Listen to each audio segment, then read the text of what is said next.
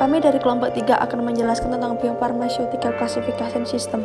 Sebelum kami menjelaskan apa itu Biopharmaceutical Classification System, saya akan memperkenalkan anggota kelompok 3 terlebih dahulu. Yang pertama, Eladika Chandra, yang kedua, Desi Pingkarsa, yang ketiga, Seftia Rahmat, keempat, Guntur Purwantoro, kelima, Haitsam Firoz, keenam, Firdaus Udia, ketujuh, Yeni Agustiani, kedelapan, Widya Putri, dan kesembilan, saya sendiri, Yulia Rosida. Untuk Biopharmaceutical Classification System sendiri dibagi menjadi 4, yaitu definisi dan prinsip Biopharmaceutical Classification System. Yang kedua, tujuan Biopharmaceutical Classification System. Yang ketiga, klasifikasi dan batas Biopharmaceutical Classification System. Yang keempat, faktor-faktor yang mempengaruhi Biopharmaceutical Classification System. Yang pertama, definisi Biopharmaceutical Classification System sendiri adalah suatu model eksperimental yang mengatur permeabilitas dan kelarutan suatu zat dalam kondisi tertentu. Sistem ini dibuat untuk memberikan obat secara oral. Untuk melewati studi bioekivalen secara in vivo, suatu obat harus memenuhi persyaratan kelarutan dan permeabilitas yang tinggi. Prinsip BCS. Konsep prinsip dibalik BCS adalah jika dua obat produk menghasilkan profil konsentrasi yang sama di sepanjang saluran gastrointestinal, mereka akan menghasilkan profil plasma yang sama setelah pemberian oral. Dapat diringkas dengan penerapan Fick pertama di persamaan berikut: J sama dengan PW kali JW, di mana J adalah fluks dinding usus, PW adalah permeabilitas dinding usus terhadap obat, dan JW adalah profil konsentrasi dinding usus. Tujuan BCS: 1. Untuk meningkatkan efisiensi pengembangan obat dan proses peninjauan dengan merekomendasikan strategi untuk mengidentifikasi uji bioekivalensi. 2. Untuk merekomendasikan kelas pelepasan cepat dan bentuk sediaan padat oral yang secara bioekivalensi dapat dinilai berdasarkan uji disolusi in vitro. 3. Untuk merekomendasikan suatu metode untuk klasifikasi yang sesuai dengan disolusi bentuk sediaan dengan karakteristik kelarutan dan permeabilitas produk obat.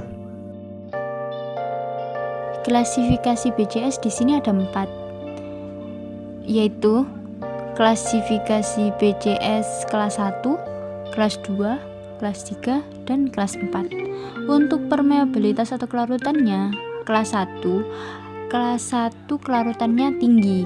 Tingkat penyerapan atau kontrolnya pengosongan lambung.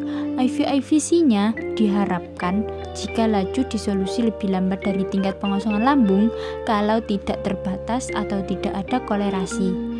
Untuk klasifikasi kedua, yaitu permeabilitas atau kelarutannya rendah. Tingkat penyerapan langkah kontrol yaitu disolusi.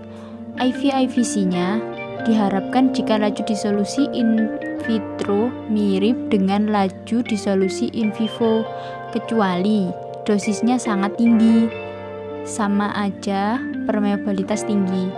Untuk kelas 3, permeabilitas atau kelarutannya lebih kelarutan tinggi.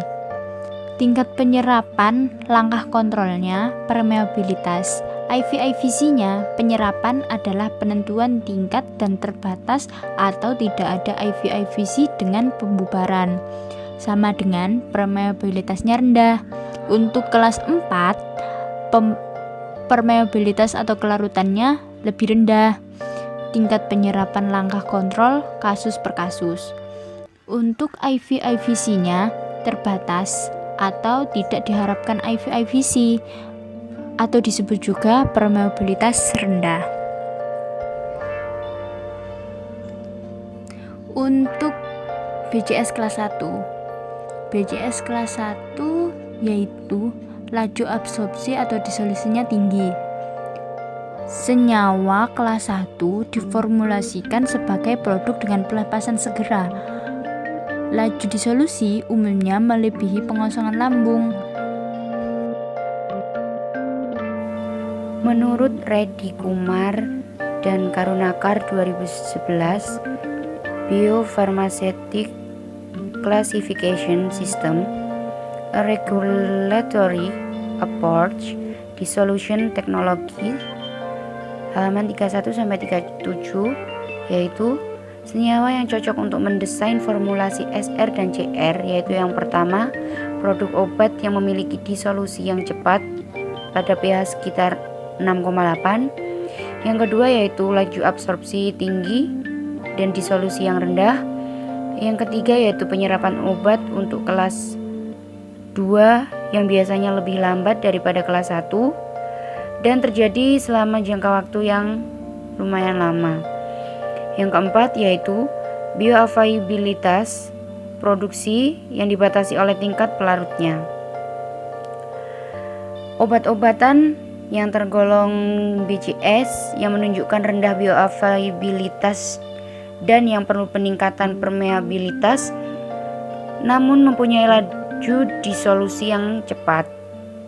Produk obat tidak mengandung zat inaktif yang diketahui bisa mengubah motilitas dan permeabilitas saluran cerna. Dan untuk meningkatkan permeabilitas tersebut, obat berpengaruh pada tingkat penyerapan obat. Terima kasih. Biopharmaceutical Classification System yang selanjutnya adalah BCS kelas 4. Senyawa ini memiliki bioavailabilitas yang buruk. Biasanya mereka tidak diserap dengan baik dalam mukosa usus. Obat ini cenderung sangat sulit untuk diformulasikan. Senyawa ini tidak hanya sulit untuk terdisolusi, tetapi sekali didisolusi sering menunjukkan permeabilitas yang terbatas di mukosa GI. Contoh-contoh obat. Contoh BCS kelas 1. Metoprolol, diltiazem, verapamil, propanolol. BCS kelas 2. Phenytoin, danazol, ketokenazol, asam mefenamat, nifedipin. BCS kelas 3. Simetidin, asiklovir, neomisin B, kaptopril. BCS kelas 4. Taksol, hidroklortiazid, furosemid. Batas kelas Biopharmaceutical Class System. 1. Suatu obat dianggap sangat larut ketika kekuatan dosis tertinggi yang larut dalam kurang dari 250 ml air pada rentang pH 1 sampai 7,5. 2. Suatu obat dianggap sangat permeabel ketika tingkat penyerapan pada manusia lebih dari 90% dari dosis yang diberikan berdasarkan pada keseimbangan massa atau dibandingkan dengan dosis pembanding intravena. 3.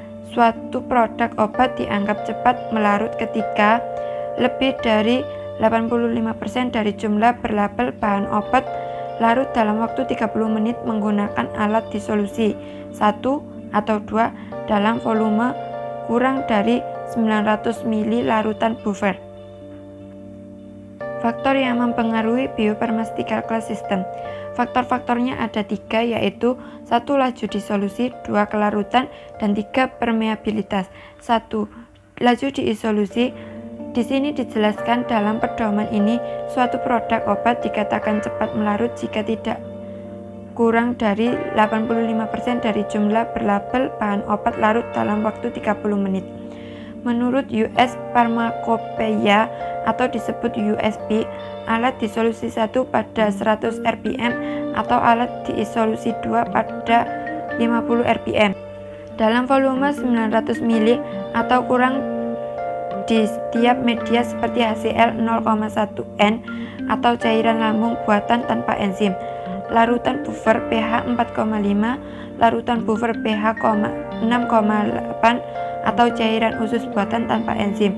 Menurut Wack pada tahun 2010. 2. Kelarutan di sini dijelaskan tujuan dari pendekatan BCS adalah untuk menentukan kesetimbangan kelarutan suatu obat dalam kondisi pH fisiologis. Profil kelarutan terhadap pH suatu obat uji harus ditentukan pH 37 kurang lebih dari 1 derajat Celcius dalam media air dengan rentang pH 1 sampai 7,5. Kondisi pH untuk penentuan kelarutan dapat didasarkan pada karakteristik ionisasi obat uji.